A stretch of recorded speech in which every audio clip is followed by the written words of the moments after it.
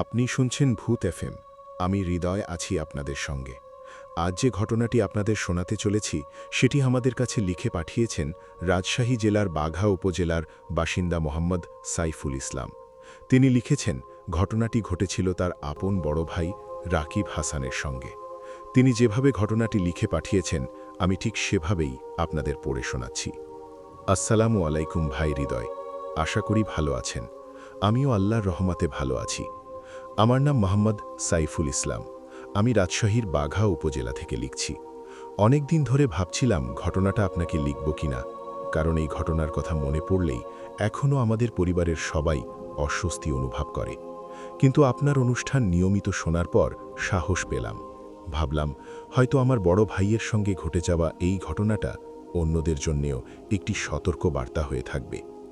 ঘটনাটি 2022 সালের বর্ষাকালের। আমার বড় ভাই রাকিব হাসান ছিল খুবই সাহসী একজন মানুষ। গ্রামের যে কোনো কাজেই সবার আগে এগিয়ে যেত। গভীর রাতেও একা সাইকেল নিয়ে বেরিয়ে পড়ত। গ্রামের মানুষ জিন, ভূত কিংবা পিশাচের গল্প করলে সে হেসে বলতো, যা দেখা যায় না তা নিয়ে ভয় পাওয়ার কোনো মানে নেই। সেদিন পাশের গ্রামের এক আত্মীয়ের বাড়িতে দাওয়াত ছিল। খাওয়া দাওয়া শেষে গল্প করতে করতে রাত প্রায় 1টা বেজে যায়। আত্মীয়রা অনেক অনুরোধ করেছিলেন, রাতটা থেকে যাও, ভোরে চলে যেও, কিন্তু ভাই কারোর কথা শুনল না। সে বলল, আধ ঘন্টার রাস্তা, এতটুকু পথ যেতে আবার কিসের ভয়। বৃষ্টি কিছুক্ষণ আগেই থেমেছে। চারিদিকে কাদা আর ভেজা মাটির গন্ধ। আকাশে আধখানা চাঁদ, কিন্তু বারবার কালো মেঘে ঢেকে যাচ্ছিল। পুরো রাস্তা নিস্তব্ধ, শুধু দূরেই কোথাও শিয়ালের ডাক আর ঝিঝি পোকার শব্দ।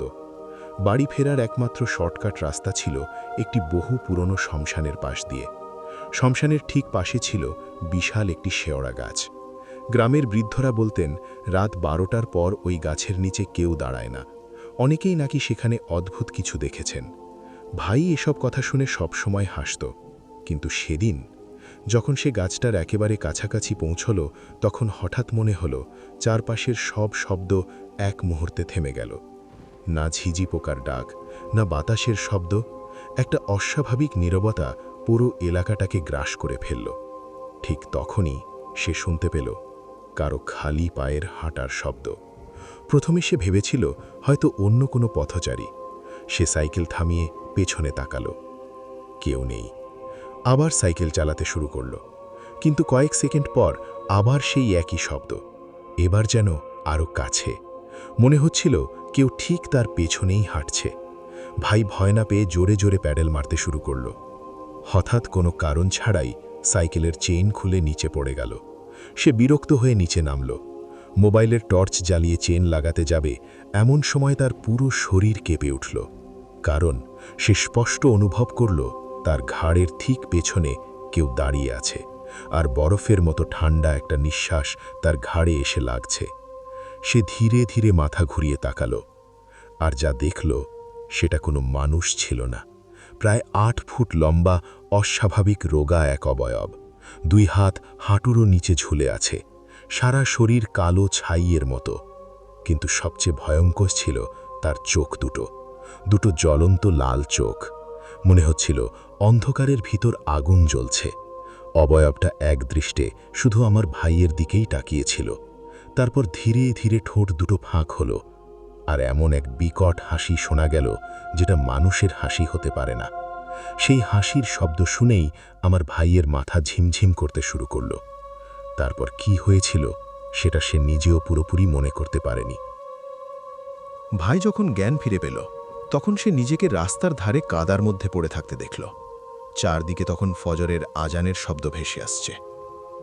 কিভাবে সেখানে পড়েছিল, কতক্ষণ অজ্ঞান ছিল, তার কিছুই মনে ছিল না।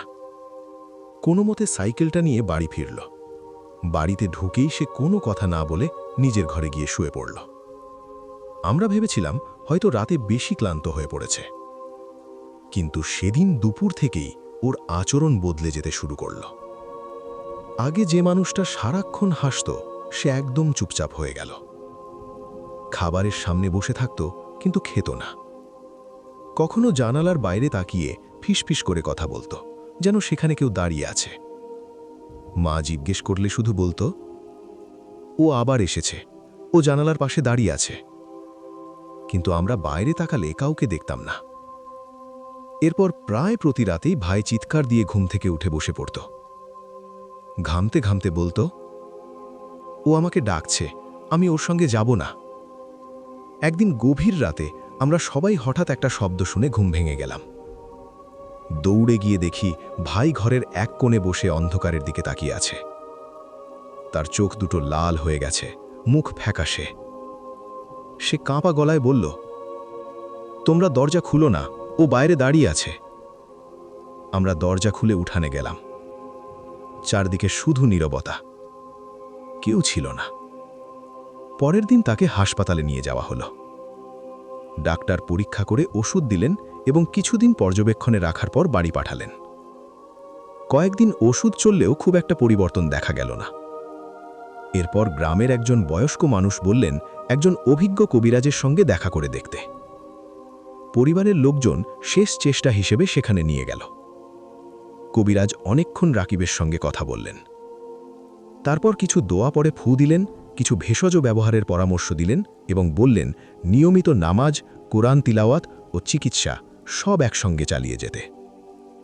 প্রথম কয়েকদিন তেমন কোনো পরিবর্তন দেখা যায়নি, কিন্তু ধীরে ধীরে ভাইয়ের অবস্থার উন্নতি হতে লাগল। রাতের চিৎকার কমে গেল, জানালার দিকে তাকিয়ে কথা বলা বন্ধ হয়ে গেল, খাওয়া দাওয়া স্বাভাবিক হল, মুখে আবার আগের মতো হাসি ফিরে শুরু করল। আজ সেই ঘটনা 4 বছর পেরিয়ে গেছে। রাকিব এখন মোটামুটি সুস্থ জীবনযাপন করছে, তবে এখনও গভীর রাতে একা কোথাও যায় না। আর শ্মশানের পাশের সেই রাস্তায় যেতে হলে দিনের আলো না থাকলে সে অন্য পথ বেছে নেয়। আজও যদি কেউ তাকে জিজ্ঞেস করে, তুমি সেদিন আসলে কি দেখেছিলে, সে কিছুক্ষণ চুপ করে থাকে। তারপর খুব আস্তে শুধু একটা কথাই বলে, সব ঘটনা মানুষের চোখে দেখা যায় না, আর সব কিছুর ব্যাখ্যাও সবসময় মানুষের কাছে থাকে না।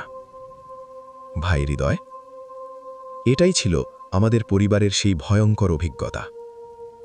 ঘটনাটি অতিপ্রাকৃত ছিল নাকি অন্য কোনো কারণে এমন ঘটেছিল আমি নিশ্চিত করে বলতে পারি না, তবে সেই রাত আমাদের পুরো পরিবারের জীবন বদলে দিয়েছিল।